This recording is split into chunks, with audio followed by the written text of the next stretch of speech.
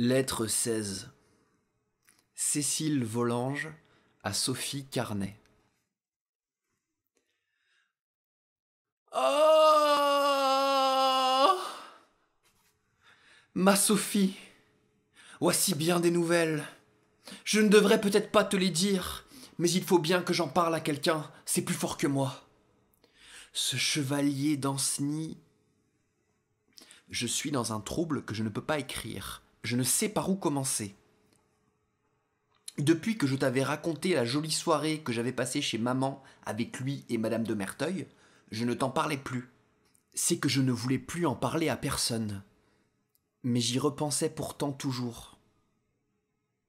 Depuis, il était devenu si triste, mais si triste, que ça me faisait de la peine. Et quand je lui demandais pourquoi, il me disait que non, mais je voyais bien que si. Enfin, hier, il l'était encore plus que de coutume. Ça n'a pas empêché qu'il n'ait eu la complaisance de chanter avec moi comme à l'ordinaire, mais toutes les fois qu'il me regardait, cela me serrait le cœur. Après que nous eûmes fini de chanter, il alla refermer ma harpe dans son étui, et, en m'en rapportant la clé, il me pria de jouer encore le soir, aussitôt que je serais seul. Je ne me défiais de rien du tout, je ne voulais même pas, mais il m'en pria tant que je lui dis que oui. Que oui, ok.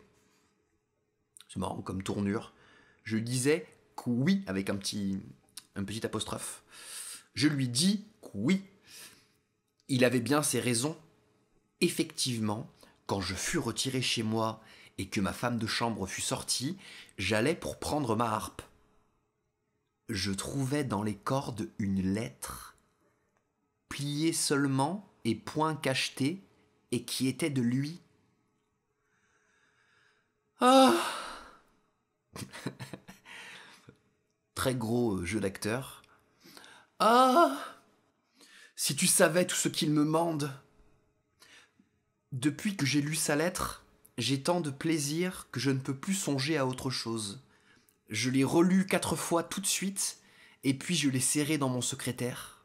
Je la savais par cœur. Et quand j'ai été couché, je l'ai tant répétée que je ne songeais pas à dormir.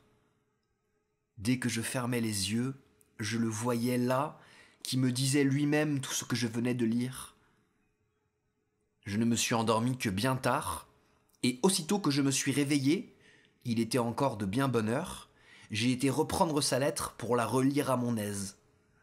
Je l'ai emportée dans mon lit, et puis je l'ai baisée comme si... C'est peut-être mal fait de baiser une lettre comme ça, mais je n'ai pas pu m'en empêcher.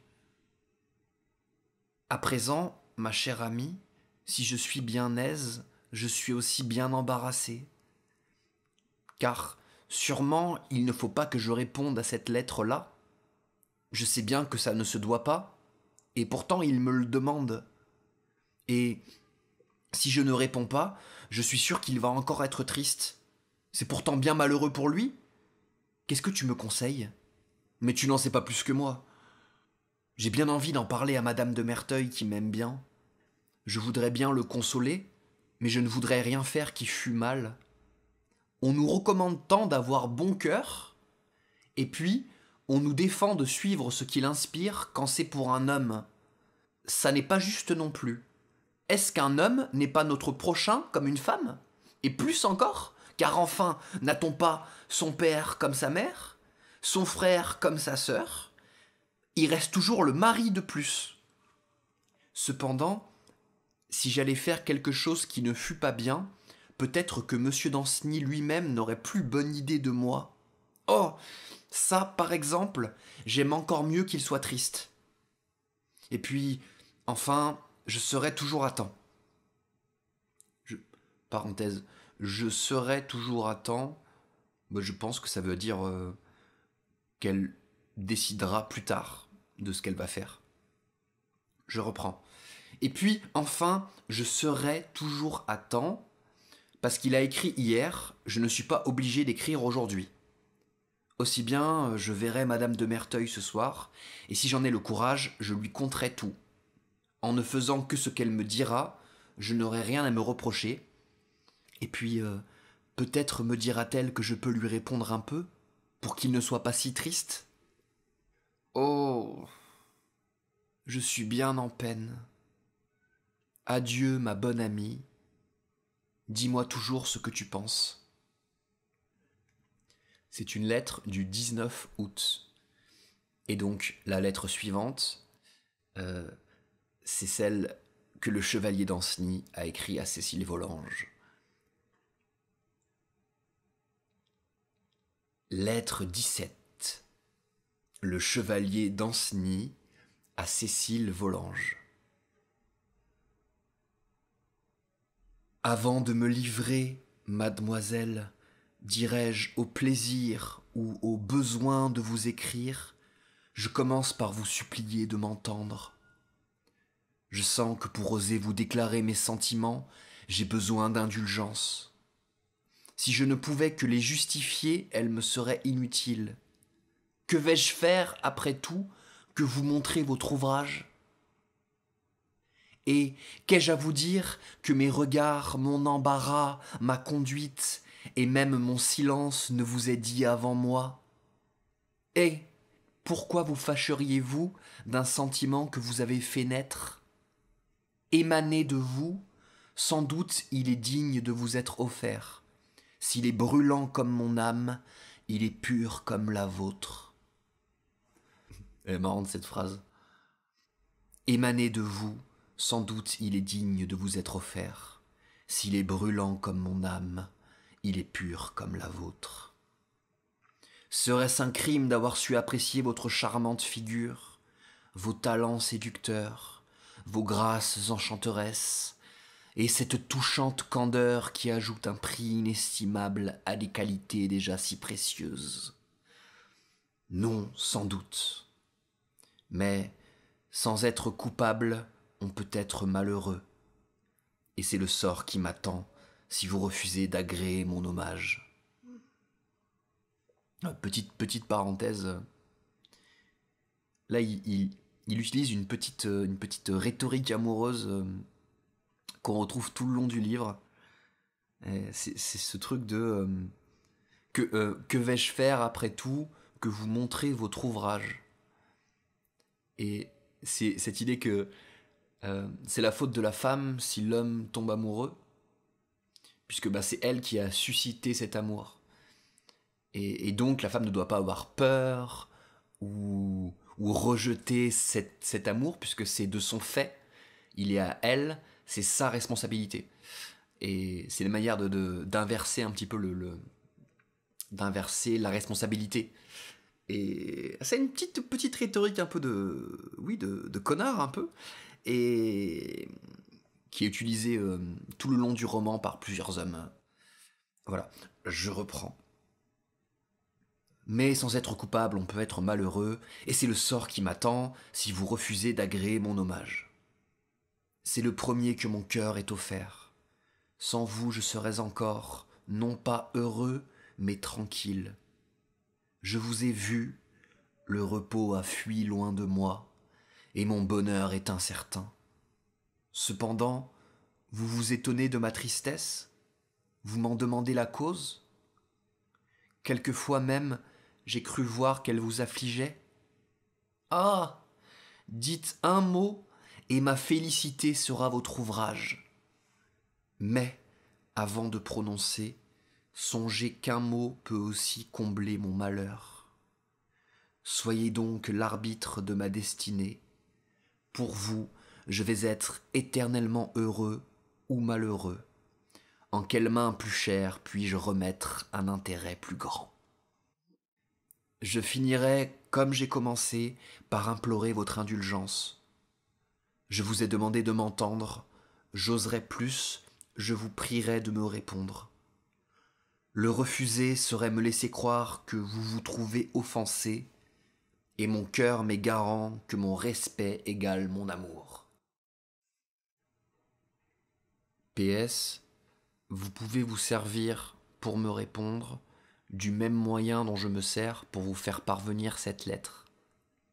Il me paraît également sûr et commode. Une lettre du 18 août.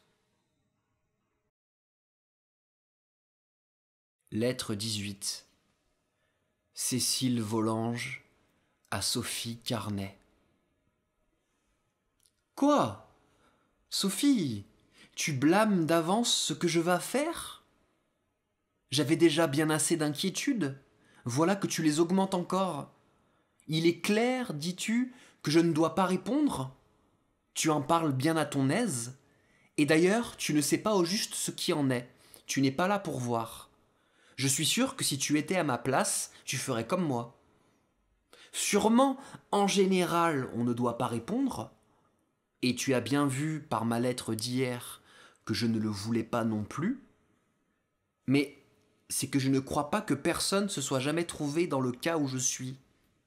Et encore, être obligée de me décider toute seule.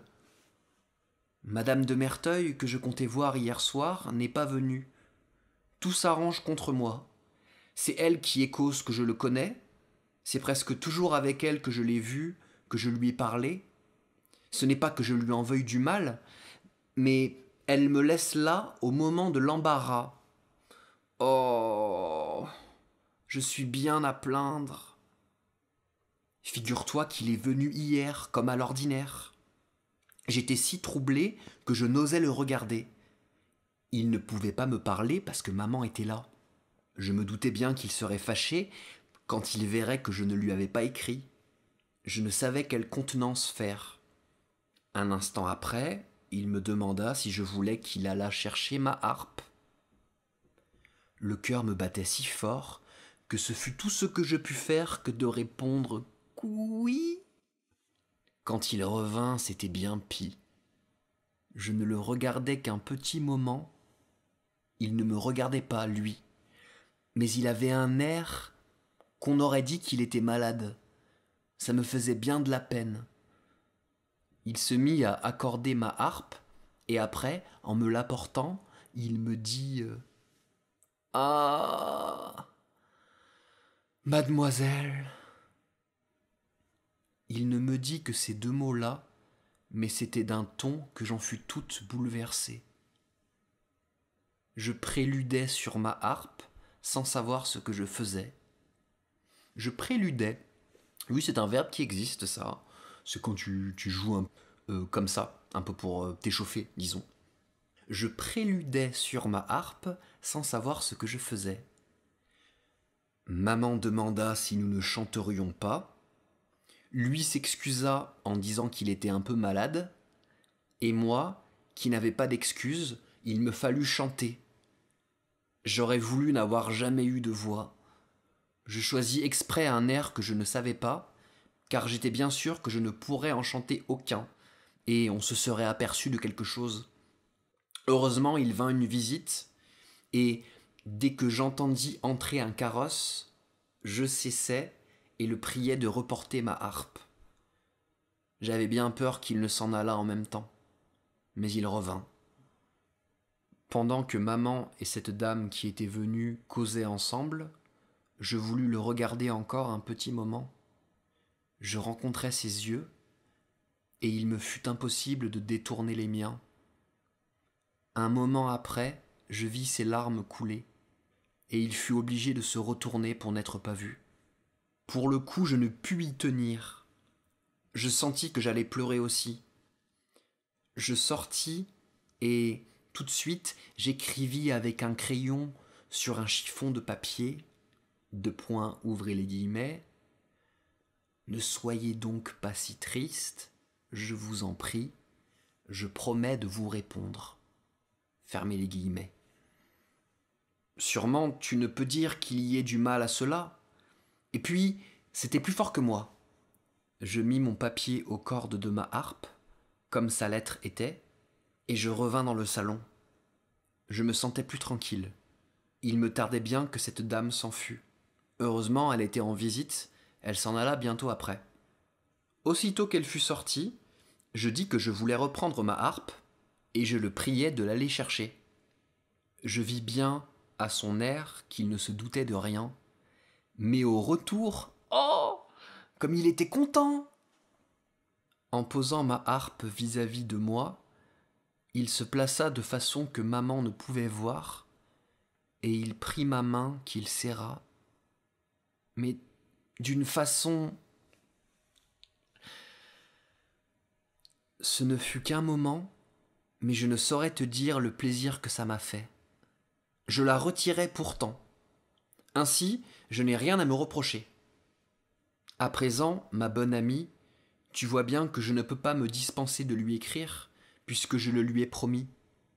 Et puis, je n'irai pas lui refaire du chagrin, car j'en souffre plus que lui. Si c'était pour quelque chose de mal, sûrement je ne le ferais pas, mais quel mal peut-il y avoir à écrire, surtout quand c'est pour empêcher quelqu'un d'être malheureux?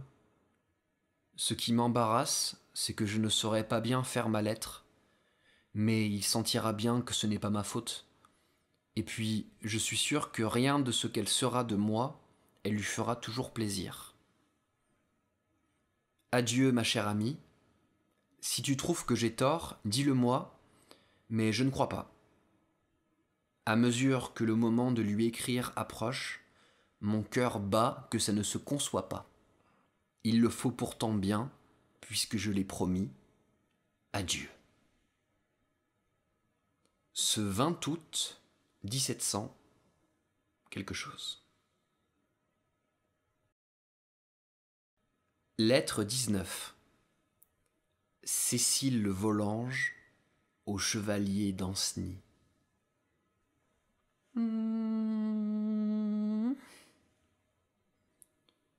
Vous étiez si triste hier, monsieur, et cela me faisait tant de peine que je me suis laissé aller à vous promettre de répondre à la lettre que vous m'avez écrite. Je n'en sens pas moins aujourd'hui que je ne le dois pas. Pourtant, comme je l'ai promis, je ne veux pas manquer à ma parole, et cela doit bien vous prouver l'amitié que j'ai pour vous. À présent que vous le savez, j'espère que vous ne me demanderez pas de vous écrire davantage. J'espère aussi que vous ne direz à personne que je vous ai écrit, parce que sûrement on m'en blâmerait et que cela pourrait me causer bien du chagrin. J'espère surtout que vous-même n'en prendrez pas mauvaise idée de moi, ce qui me ferait plus de peine encore. Je peux bien vous assurer que je n'aurais pas eu cette complaisance-là pour tout autre que vous. Je voudrais bien que vous eussiez celle de ne plus être triste comme vous étiez, ce qui m'ôte tout le plaisir que j'ai à vous voir. Vous voyez, monsieur, que je vous parle bien sincèrement. Je ne demande pas mieux que notre amitié dure toujours, mais je vous en prie, ne m'écrivez plus. J'ai l'honneur d'être Cécile Volange, ce 20 août